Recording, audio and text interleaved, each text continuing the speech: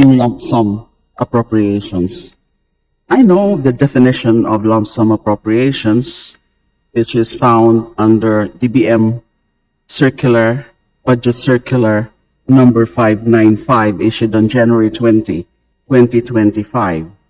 Yung una po, nahirapan po yung aking staff sa paghanap, yung mga specific items under lump sum appropriations. Meron po kaya tayong kumpletong listahan ng mga lump sum appropriations? Kasi so far po, ang mga nakita po namin ng mga lump sum appropriations at kalat po ito, nakakalat po ito sa NEP, nakakalat po ito sa GAB, are the budgetary support to government corporations, yung contingent funds, and then nakita rin po namin yung calamity fund, then the lump sum allocated to LGUs for their respective shares in fire code fees, death benefits for barangay officials, allocation for national government debt servicing.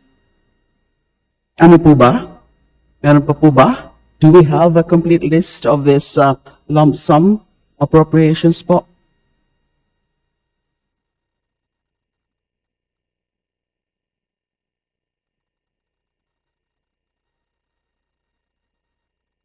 Mr. Speaker, my distinguished colleague, we could share the full list, but very quickly po, I will enumerate. So the items under lump sum funds would be the AICS, allocation to local government units. Under that, meron po mga sub-clusters, MMDA, special shares of LGUs and proceeds of national taxes, LGSF, proceeds from fire code fees, barangay officials' benefits, the BARM allotment. Another category po would be the budgetary support to GOCCs as mentioned. Third would be the contingent fund. Fourth would be MPBF. Fifth would be NDRRMF, yung calamity fund. Sixth would be the pension and gratuity fund. And the seventh would be the revised AFP modernization program. Okay, kompleto na po yun. Yun po ba ang Yes, po. kompleto? Yes po, those are the 7 main categories and the subcategories. And under yun po ay AICS. nahanap sa iba't ibang chapters, iba't ibang portions ng ating GAB. Di ho ba? Hindi po ba kaya posible na meron na lang po tayong isang chapter, isang portion ng ating NEP o ng ating GAB na nandyan lahat yung lump sum appropriations? Pwede po kaya yon, or is that something na which is not really practical or not rational?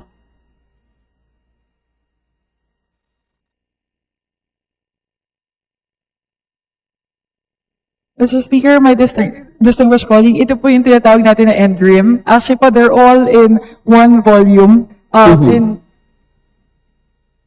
Volume 1B of the General Appropriations. 1B. Opo, Pero volume ano 1B. pa rin siya?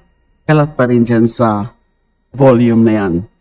Anyway, Mr. Speaker, Madam Sponsor, now, yung sa budgetary support po for GOCCs, is that really normal and is that really necessary that uniformly po or uniform yung amount for the budgetary support for GOCCs? It has always been 28,606,000. And why is that so? Why has the amount always been 28,606,000? And kasi even around 2020, yan na po ang na notice namin na amount year after year, para pareho lang ang ina-allocate na budget for lump sum. Is it because it's lump sum? So if it's lump sum, kailangan ho ba talagang same amount for several years already? Ganon din po yung contingency fund. It has always been a uniform amount of 13 billion year after year.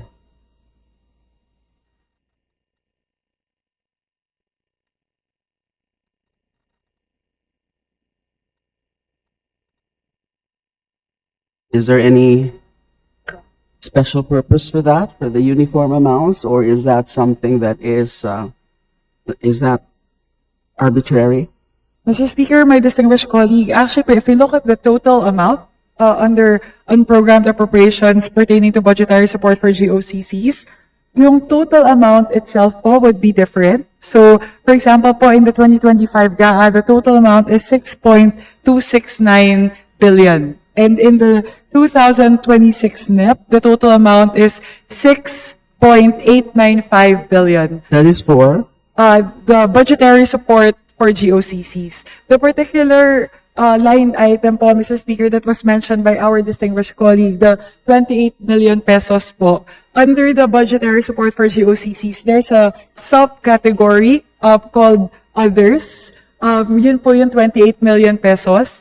Generally po, the amounts remain the same every year kasi po parang standby fund po siya. So it's roughly the same amount every year po. Because it's a standby fund. Yes But po. the overall allocated amount for lump sum in 2026 is 1 trillion.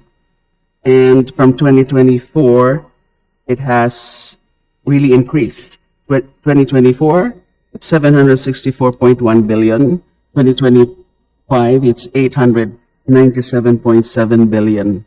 So is that normal? Is that something in the ordinary that it really needs to be increasing every year? This lump sum funds.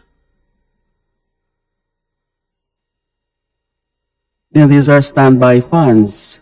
Why does it have to be always increased every year?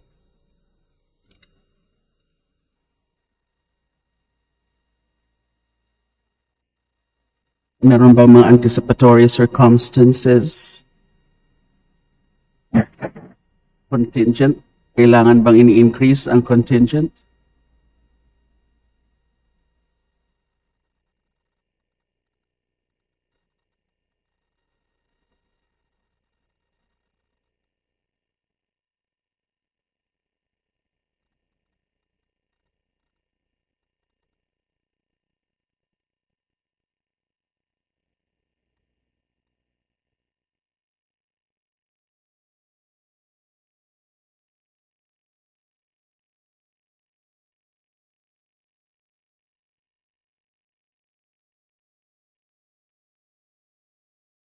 Mr. Speaker, my distinguished colleague, so just to answer the few questions po, I'll answer them one by one po. So the total for 2024 for lump sum funds would be 503.7 billion. And then for 2025 po, it's 526.9 billion. And for 2026, it's 608.9 billion. So we recognize and we confirm the point of our distinguished colleague that it really is increasing year on year with regard to the lump sum funds. And one of the main drivers po for the increase would be the MPBF fund and the BGF fund. For example po, for the year, the increase po for the MPBF would be a PGF would be a 36.8% increase. And then the MPBF increased only by 2%, but the one that increased substantially would be the NDRRMF. So This is yung increase, the calamity fund. that is the calamity Because fund we po. expect really the climate change situation to worsen. That is correct po.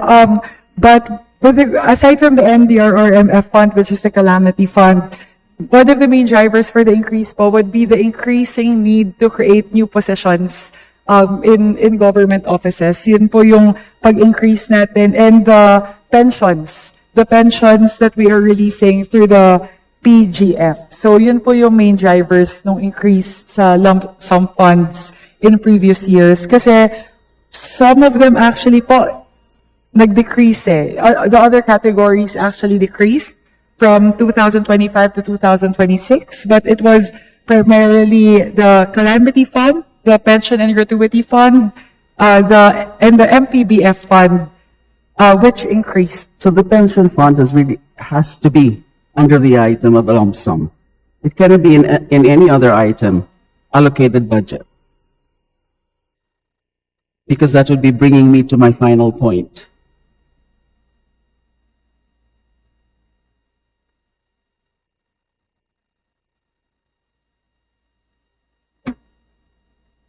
Mr. Speaker, my distinguished colleague, the main reason why the pension and gratuity fund would have to be lodged within the lump sum funds is because we are unsure as to how much would be required by each agency. Hindi pa po natin ma-estimate, or we actually do not have the list of beneficiaries yet for the recipients of the pension and the other benefits po at the time that we are drafting the GAA, the GAB, and eventually the GAA. So that's the reason po why it would have to remain under. There is no way to anticipate those for every agency, the pension funds. Wala ho tayong pwedeng ma-devise na mechanism, computation standards, or parameters within the agencies by which we can come up with estimates within the budget, instead of lodging it in just lump sum amounts. And these lump sum amounts can only be estimates. But what about putting it in the budget itself, the regular budgets of these concerned agencies? So, you may not answer that at this point, Madam Sponsor, but my final point, I raised it before with respect to the unprogrammed appropriations. I was asking before, can we do without unprogrammed appropriations? Is unprogrammed appropriations that indispensable? I'm raising the same point with respect to lump sum appropriations. Would lump sum appropriations be indispensable? Or at the very least, just limit it to really small number of items and also to small number of agencies. Just like unprogrammed appropriations, why not be very, very restrictive about these two matters, unprogrammed appropriations and lump sum? Limit, restrict the items, the amounts, and the agencies that need to be allocated with both UAs, unprogrammed appropriations, and lump sum appropriations, because of the possible abuse in the utilization of these special items. I call them special items. Hindi po pwedeng pag-aralan yan at i-consider, let's say, for the next budget, maybe not this time, but for the next budget. Mas maganda kung pwede na this time, especially unprogrammed appropriations. And even sa lump sum, kasi parang ang dami rin eh. Pwede po ba? Mr. Speaker, That's my last point. Thank you very much po. With regard to that po, dun po muna tayo sa, I may po respond to the pension and gratuity fund. The reason why it's lodged in the lump sum funds rather than in the individual departments. Ang mangyayari po kasi, let's say we're able to lodge a particular amount within a department and then the pensioners do not avail of that.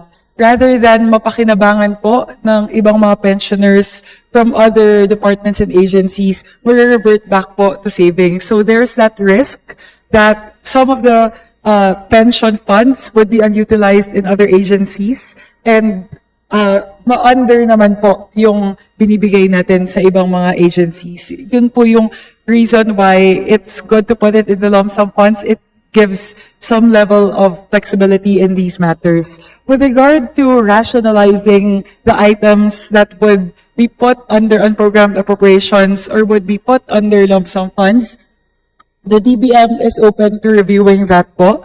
For example po, as mentioned, for SAGIP, we can look at rationalizing it. So, hindi na po ipapasok yung infrastructure doon. Just social programs po, social protection programs, particularly in cases, halimbawa po, kung naubos na yung AICS or naubos na po yung MAIP, and there's still some remainder of the year that we would need to respond to certain calamities or situations, yun po siguro kailangan pa rin natin yung unprogrammed appropriations for that. But with regard to infrastructure projects, perhaps that's something we can take a look at po in terms of rationalizing it.